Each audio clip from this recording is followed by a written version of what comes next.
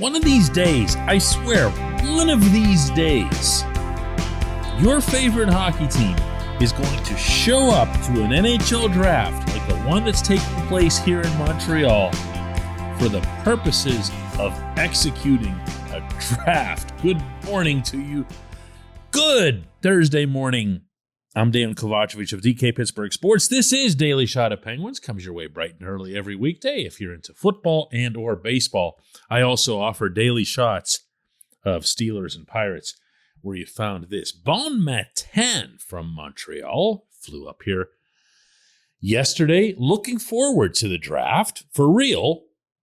It begins here tonight at the Bell Center at 7 p.m. Logan Cooley, local kid from West Mifflin, actually covered his uncle going way back to the 1980s to date myself here. His name was John Mooney, starred for Sarah Catholic, scored like 100 goals in a single season once. That's going to be fun. He's going to go in the top 2 or 3. He'll be the highest Pittsburgh selection ever. The Penguins won't go until 21st overall, and the expectations for this draft aren't exactly through the roof. The quality of the class isn't seen as being super deep. First 2-3 picks, including Cooley, have GMs excited. Not really the rest of the group. Doesn't mean there won't be any good players. This happens every year. There's always somebody that falls out of what the scouts' expected quality group is. But there's really no reason to get excited. And this has been the story of this team for more than a decade now. And yes, there have been 3 Stanley Cups raised in that time. So there really isn't room for regret in this scenario. You got, meaning you as a Pittsburgh hockey fan, what you wanted. But at some point or other, these classes that the Penguins bring in to these development camps have to start showing real potential. Don't make me remind you of how at the last development camp, the only player that I found even remotely interesting was Valtteri Puustinen. That's not a shot at Puustinen. He's a nice player. I hope he gets a legit chance to crack the lineup out of training camp. I don't expect that he will, but I hope he gets it. That's it. That is it.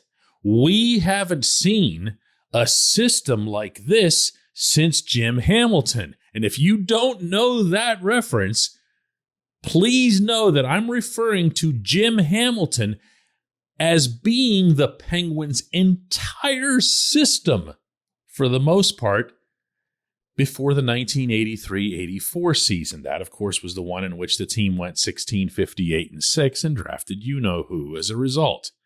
Hamilton was the guy who would shuttle back and forth from Pittsburgh to Baltimore playing for the AHL Skipjacks. And it was actually something of a running joke. To this day, Eddie Johnston, who was the general manager of that team, will call Jim Hamilton the system at the time. And by the way, not just because he wore number 13, but Hamilton wasn't really all that good either. This system is what? Sam Poulin? Is he the new Jim Hamilton? Is it Puustinen? I don't know. Is there anybody that excites you? Is there anybody that's worth looking forward to? That has to change. This portion of Daily Shot of Penguins is brought to you by the good people at the Greater Pittsburgh Community Food Bank, where they're committed to providing food for all of our neighbors in need across Western Pennsylvania. They, in turn, need your help. Find out how $1 can be turned into 5 full meals for those in need. Visit pittsburghfoodbank.org.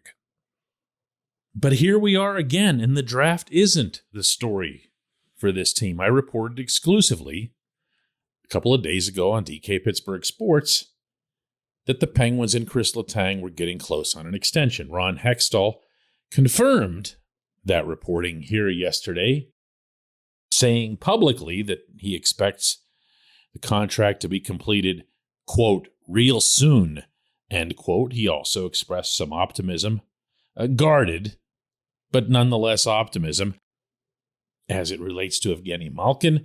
My expectation is that you're going to see LeTang signed here.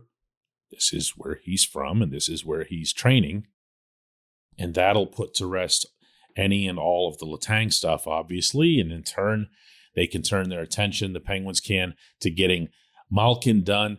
And yeah, who's the first round pick? I mean, look, we're going to talk about it. I can promise you that I'm investing no matter what else happens here today and tonight. I am investing tomorrow's daily shot in the first round pick. Take that to the bank, okay? At some point or other, that has to become the emphasis. You can construct your NHL roster and your NHL salary cap in such a way that you can continue to be competitive in Sidney Crosby's final 3 years of his existing contract. You can even find a way to contend. I thought the team from this past season could have contended, maybe would have contended, if it hadn't been for the goaltending injuries down the stretch. You can do that while taking care of the draft. This draft isn't going to yield that. Not just because of the first rounder, not just because of the class, but because the Penguins don't have a second rounder or a third rounder. The second rounder, of course, having been moved in the Rickard Rakell trade, who just might be allowed to walk, which is a wasted asset. Did you know that LeTang was a third-round pick? Did you know that Jake Gensel was a third-round pick? Did you know that Brian Rust was a third-round pick? It can't just be about having one high pick and saying, well, all our hopes are on Tristan Brose or whoever. You just can't do that without expecting, realistically, to fall flat on your face as a franchise before long, Sid or no Sid. The Penguins' drafts need to start building up not just quality, but quantity. I think there's something of a mythology in Pittsburgh, especially among the older hockey fans, that the only way to ever get stronger through the draft is to, be completely dead last, as they were in the Mario draft, or even finish so low that you end up getting Jaromir Jagr because Craig Patrick was the only one who knew how to get him out of the Czech Republic, or winning the lottery to get Sid, or being so awful the year before that you get Gino. You can have high quality drafts by having high quantity, but you can't do that if you don't have any picks. I'll at least give Ron Hextall and Brian Burke credit for not having parted with their first rounders, as Jim Rutherford was doing year after year after year. But the second rounders have gone in consecutive years for Jeff Carter and Rakell. Say what you want about the merits of each of those players or what they brought in the playoffs, but they didn't get out of the first round.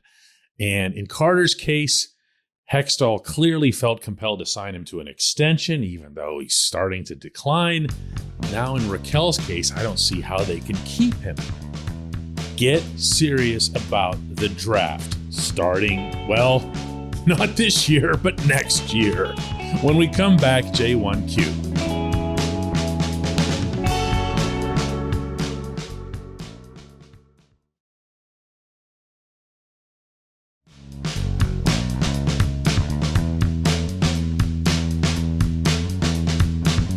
And today's J1Q comes from Jay, who asks, if it saves $500,000 or more per year, why shouldn't the Penguins go an extra year and give Chris LeTang a 4-year deal if they're truly trying to win in Sid's last 3 years? Well, my answer, Jay, is that I don't know that they won't. When I did this exclusive reporting a couple of days ago, I included somewhat parenthetically in the report, having heard that they're working on a 3-year term. But I couched it with the word likely because that's what the source said. Negotiations alter these things sometimes from minute to minute. Think about how these dialogues would go. So if in one breath, Ron Hextall says, well, how about 3 years and this, and LeTang's agent comes back and says, what about 5 years and this, and then Hextall thinks to himself something like what you just said, that they can meet in the middle by going 4 years and at the same time minimizing or at least reducing a little bit the average annual value, then maybe the team benefits. The catch to that, of course, is that LeTang is 39 years old in a 4-year contract, meaning at the end of it. He's 40 at the end of a 5-year contract. And these aren't deals that teams generally are eager to sign in any sport. It can really, really hamstring you. Anybody who follows the entire league closely knows, for example, what Bill Guerin's up against in St. Paul with the Wild, continuing to have to put up $13 million a year for the next 3 years to pay for the never-ending mistake that was the dual signing of Ryan Suter and Zach Parise.